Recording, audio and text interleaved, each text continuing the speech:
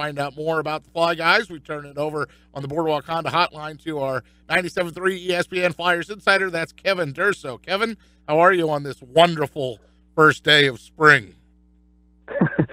Well, I'm doing good, but the weather certainly makes it feel more like we're in the middle of hockey season than the stretch run here for sure. Yeah, 9 games left for the Flyers. Does look like Petr Mrazek will get the start against his old team tonight. Your impressions of Petr Mrazek so far and how you think he'll probably be fired up and ready to go tonight? Yeah, definitely.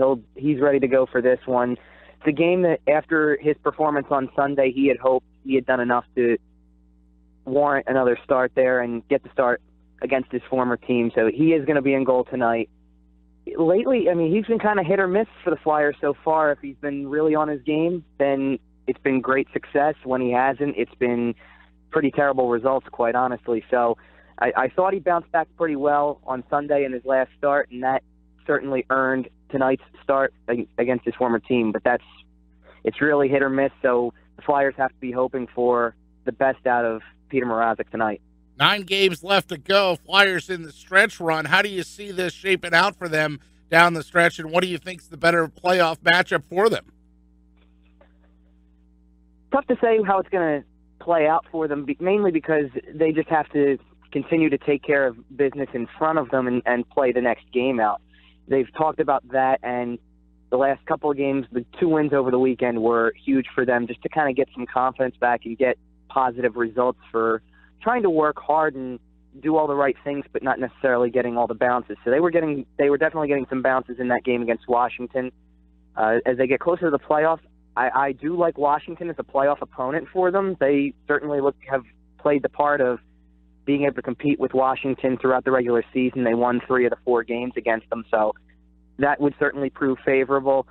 There's pretty much, at this point, only one team in the Eastern Conference that they don't have a chance to see in the first round of the playoffs, and that would be Toronto, just because Toronto's locked into that 3rd spot in the Atlantic. But everybody else either has a shot to win the Metropolitan Division, has a shot to win the Atlantic Division, and therefore play a wild card team. So the Flyers really are in control of their own destiny here. They just have to keep doing what they're doing, especially over the weekend. Good play breeded positive results for them, so that's a step in the right direction. And at this point, they could still certainly make a bid for the division title. It's a lot tougher now than it was when they had the division lead for a couple of days there at the end of February. But at the very least, this team's goal should be to try to come out with one of the top 3 spots in the Metro. And if they're playing, say, a team like Washington, I think Washington's a favorable matchup. Pittsburgh always seems to bring out some energy and animosity. That would be a good series as well.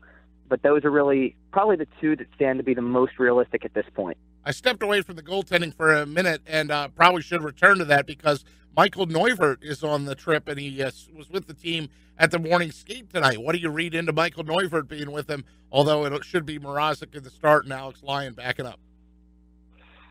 Yeah, it'll still be those 2 handling everything for right now, but the Flyers just want to try to keep getting the 2 injured goalies, both Michael Neuvert and Brian Elliott, some ice time during practices, pregame skates, everything. They're trying to get them back, one of them back at least, as soon as possible. Neuvert probably seems a little bit closer. He's been skating a little bit longer than Elliott has. So at this point, I think the Flyers would like to be able to get somebody back who they just feel better with in goal. It's nothing against Alex Lyon. I think Alex Lyon's been great for the Flyers, all things considered, and having to be thrown into some of these games. But I think they'd feel better if Lyon was back in the minors and had one of their regular guys able to either back up Mrazek for the stretch run or be able to take a couple starts here. And Neuvert seems the closest to this point. So I wouldn't read too much into it for tonight just because they'll be back home on Thursday.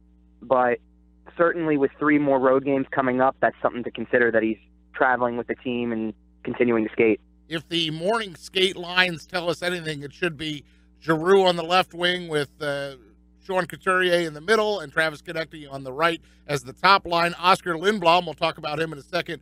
Nolan Patrick and Jake Voracek. Then you've got Jordan Wheel.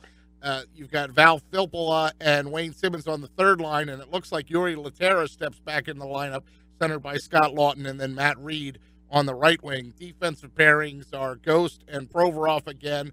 Looks like they're going to keep Robert Haig with Gudis again, and then you've got Andrew McDonald back in the lineup again as well, if the morning skate picture is any indication. Let's talk about Oskar Lindblom, Kevin, and his first NHL goal. He finally gets his first NHL goal, but how impressed have you been with the rookie?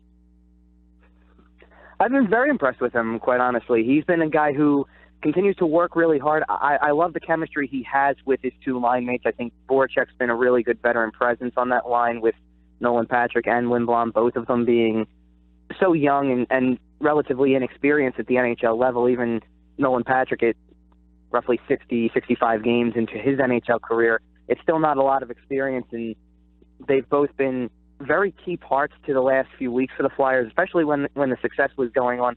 Nolan Patrick was right in the middle of it during the Flyers' point streak. And Lindblom, to this point, has been so responsible, I think, in many ways, defensively for sure, but just in his ability to pursue the puck, too. At some point, you knew something was going to break for the kid, and some points were going to come. He got his first point on Saturday in Carolina, assisting on Voracek's goal. And to get his first goal on Sunday, too, that's just rewards for how well he's been playing. And at this point, I think the only question left in Lindblom's game is just to see how quickly points come from here. Now that he's gotten the first goal and the first point out of the way, he certainly felt relieved about it, but he seemed like he was glad it was behind him, and he's going to continue to try to make things happen for this team.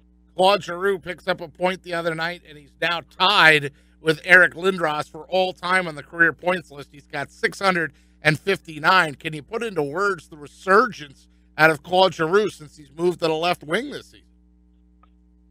It really is something, and to me, the best way to look at his resurgence is to just go back to that career year that he had, maybe 5 years back now. It feels like it's been even longer than that, just given the way the last few years have been for him. But he's approaching those career marks, and what was surprising is through a part of the last couple weeks, it seemed like, Giroux was pushing the numbers point-wise, and he was getting a lot of assists, but the goals weren't really there, and the thought was, 28 goals was his career high. Yeah, he probably won't contend for that, but he has a shot of making his career high in points. He's now too shy of his career high in goals, too. He's got 26 goals now, and he went on his own individual point streak even while the Flyers weren't doing so much as a team. He went on his own point streak that just kept this rolling, and at this point, if he manages a point per game for the rest of the regular season, he matches his career high in points at 93. So he's been just a great part of this team, and he continues to be a great leader throughout, but the production has been such a welcome sign. It's a product of him being healthy again and healthy for an entire year, and the move to left wing certainly didn't hurt either. And, of course, he's now the longest tenured athlete in Philadelphia pro sports history. With Brent Selleck leaving, he took over that mantle. Yeah, that too. And he had talked about it kind of candidly, just in the sense that it just means that he's been here a long time and anything can happen from here.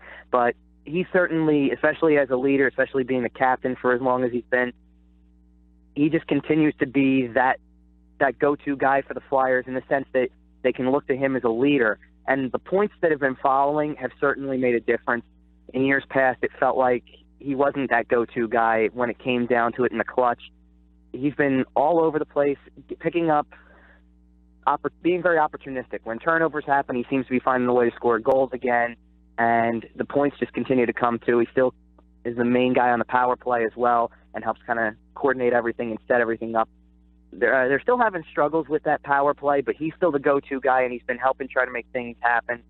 And the points that have just followed have been really impressive from him, especially at a point when going into the year, all the talk was about him in decline.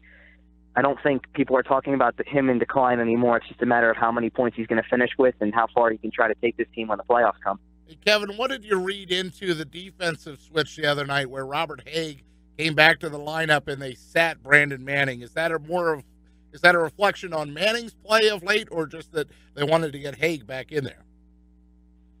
I think a little bit of both. I got the sense, and you'll see a lot of tweets that come in, especially as you're talking about maybe another play where Manning was out of position or turned the puck over. Fans just clamoring for him to be benched and sit out the next game as a healthy scratch. And part of the problem with that was that Haig was hurt. So I think Dave Haxtell was looking for a way to get Manning out and get Haig back in as soon as possible. I think Sanheim has also earned the spot that he has right now in the lineup too. I think he kind of forced Dave Haxtell's hand and made him make way for him in a sense. The Flyers too, they used an emergency call up on him, which didn't go towards the 4 that they have after the trade deadline. And by keeping him in the lineup on Sunday with Haig back, the emergency condition is off. He's now up here on a regular call-up. Kind of similar to what Lindblom did when Wayne Simmons went out with injury. It was essentially a tryout and a chance to prove himself at this level, and they've both come in and done that.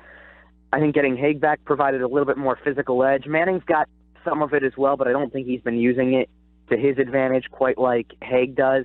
And so I think that was a move that Haxtell wanted to make for a few games now, and just the opportunity to get Haig back in the lineup was big for the Flyers. When I ran through the line combinations earlier, I was using a cheat sheet of someone that just wrote down the numbers. So I rattled off the names that went with the numbers, and the one number that gave me pause was 6. So don't overlook Travis Sanheim, right? I mean, you got to know numbers as well as names if you're going to cover this hockey team.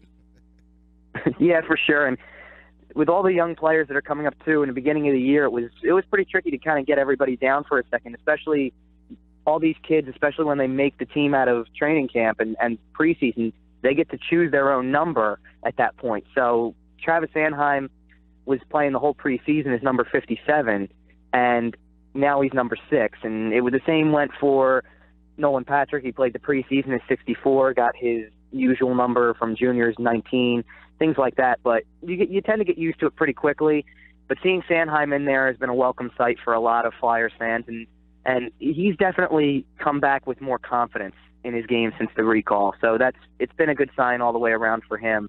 And to see him succeeding and to see the Flyers having some success this past weekend with 4 players defensively who are 3 years in the NHL or less is just so impressive at how far this defensive core has come with the prospects. He's Kevin Durso. He's our 97.3 ESPN Flyers insider. Follow him on Twitter. Good follow there as he follows the minor league hockey team as well, and the minors and the players that are going to come up in the future. At Kevin_Durso. Flyers at Red Wings tonight, 7:30, right here on 97.3 ESPN. Thanks, Kevin. Thank you, guys.